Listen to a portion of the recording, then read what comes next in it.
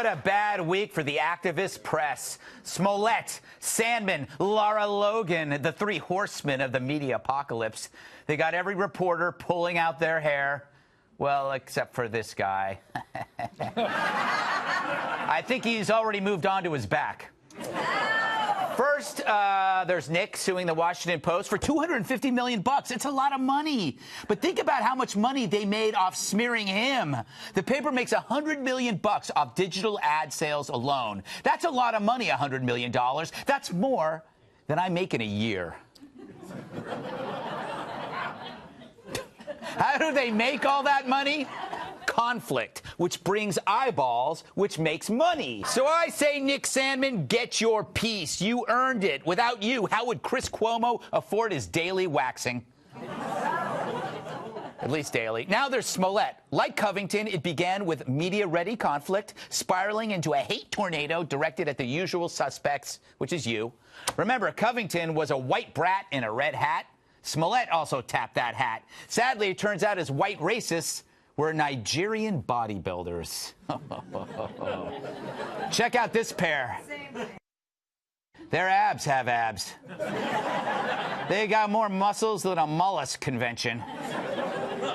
If I had access to those washboards, I'd be doing laundry every night of the week. Smollett paid them $3,500 to pull off this stunt. Yet he makes 60 grand a show. So forget that he's a hoaxer. He's just a cheap. Now, these cases, along with the Brett Kavanaugh smear, they need to be part of a course. Call it journalistic ethics. Something to take instead of intersectional gender studies. And I know who should teach it. The media everywhere is mostly liberal, not just in the U.S. But in this country, 85% of journalists are registered Democrats. So that's just a fact, right? No one's registering Democrat when they're rarely a Republican. So the facts are on the side of what you just stated. Most journalists are left or liberal or Democrat. Talk about speaking truth to power, which is why no one covered it but us. Because when the news embarrasses the news industry, it disappears faster than Taylor Swift's boyfriends. Because once the emperor's new clothes are exposed, don't expect the emperor to tell you about it. The emperor's busy blaming Fox for eating people's lunches. Sean Hannity's going to eat Jussie Smollett's lunch every single second. Tucker Carlson is going to eat Jussie Smollett's lunch every single second. The President of the United States is going to eat his lunch. I'm getting hungry. So that's the concern. We're going to dine on Smollett? No, Lemon, we're dining on you. You believed him because you already believed all Trump supporters were racist. Smollett served a purpose for you, and you served a purpose for him. Smollett saw the media for what it was, suckers, and I kind of admire it.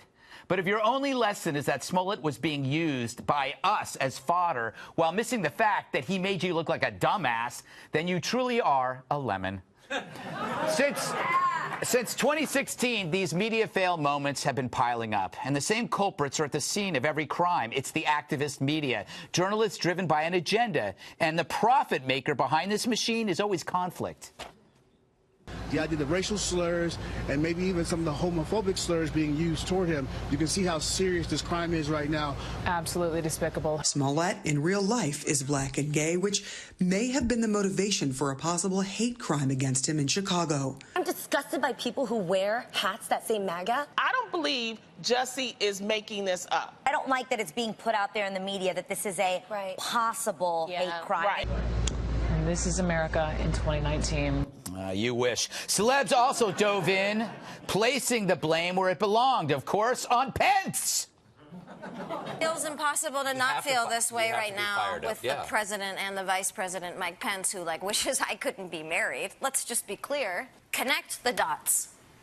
This is what happens. If you are in a position of power and you hate people and you want to cause suffering to them, you go through the trouble. You spend your career trying to cause suffering. What do you think is going to happen? She should know. I tried to sit through her last movie. That's suffering.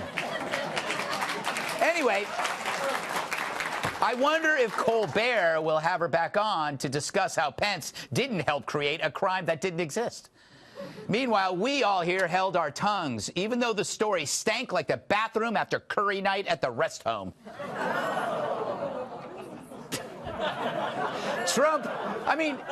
Trump supporters stalking the Chicago streets in sub-zero temperatures at 2 a.m., carrying a noose, running into some nobody actor on a show they don't watch, and somehow recognizing him, then beating him up without taking his wallet, phone, or sandwich.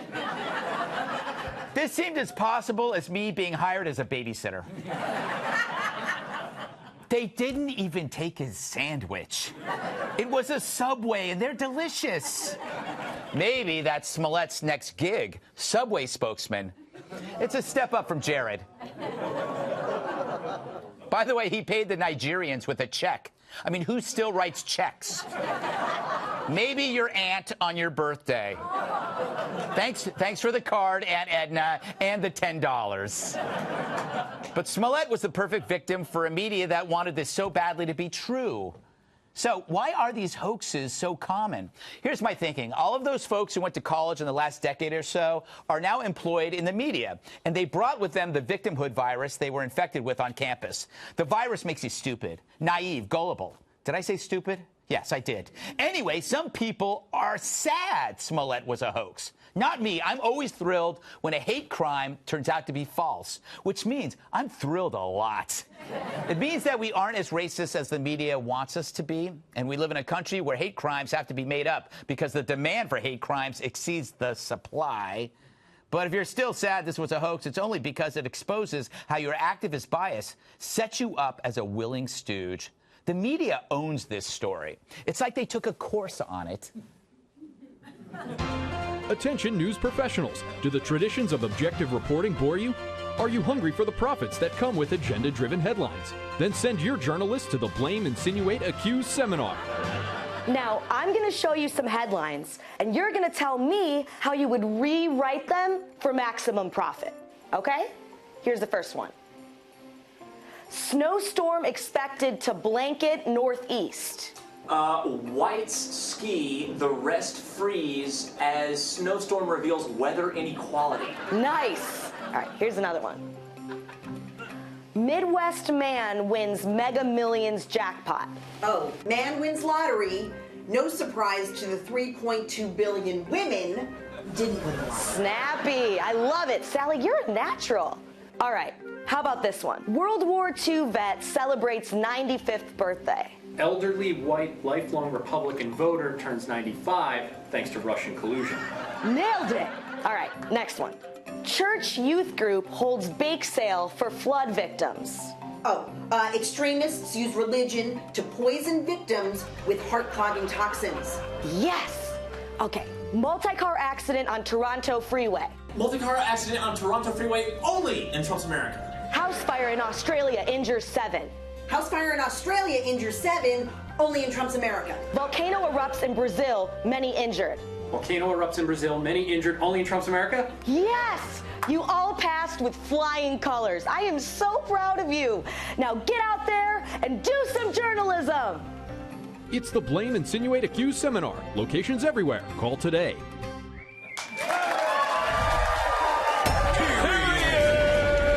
Let's welcome tonight's guests. If your symptoms are chronic, he's got the tonic. Host of the radio show Dr. Drew, Midday Live, Dr. Drew Pinsky.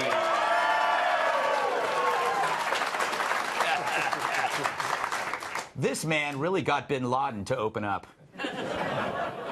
Former Navy SEAL Rob O'Neill.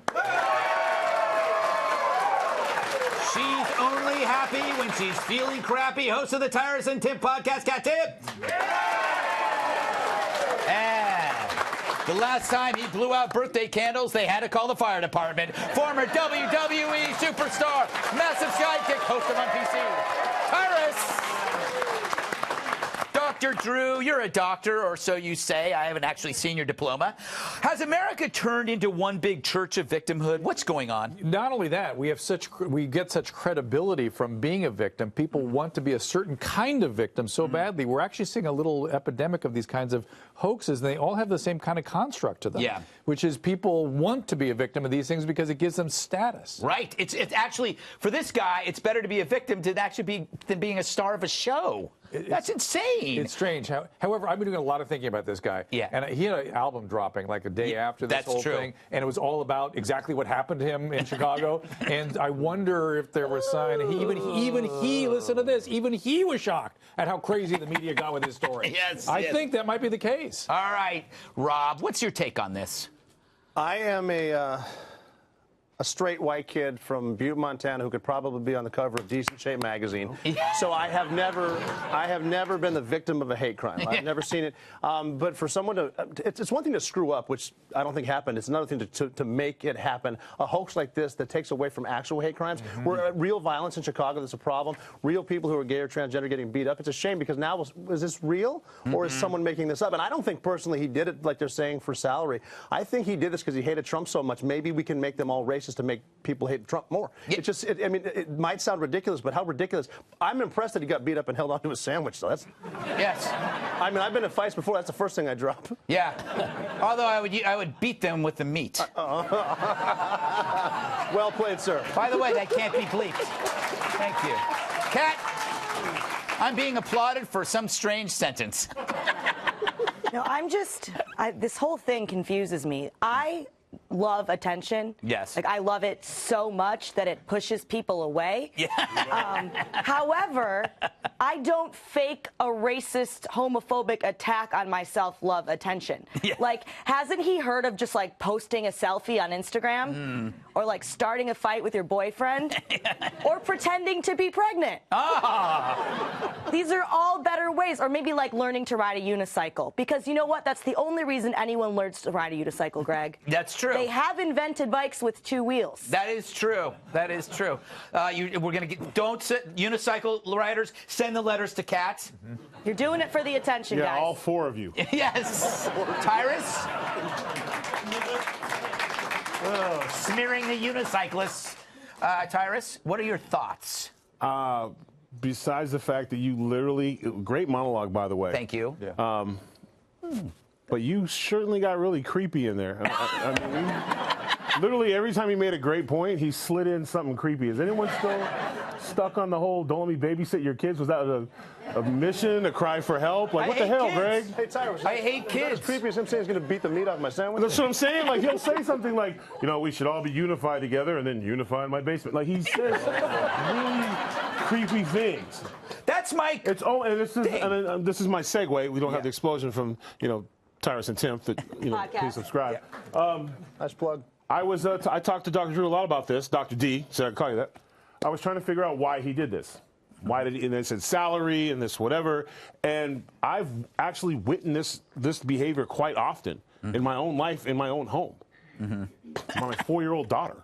Really? She'll be running in the yard back and forth, and I'll be having to do work. Yeah. Maybe watching the ESPN report on my phone or whatever. Yeah.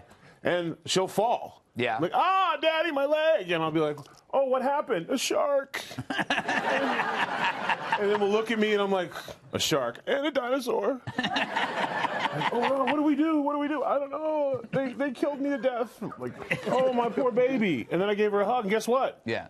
Where's the shark? And I think they left, Daddy. I think we're good now. So she just wanted a hug. He did this for a hug. Yeah. You should have paid those guys $3,500 to hug on you. Oh my God. How about the check, too, by the way? Yeah. I think you must be into vinyl also. Yes. Checks and vinyl is maybe a new thing. We have to roll, but I do believe that it has a lot to do with naivete. The people in media right now are coming from the campus, and they can't. Everybody here, Dr. Drew, Rob Military, Kat Libertarian, Tyrus. Watch your mouth. Tyrus, Streetwise. None of you believe this story. None of you believe this story. Immediately. But people that work at MSNBC and CNN in their newsrooms bought it. They bought it. And ran breathlessly with it. Exactly. All right.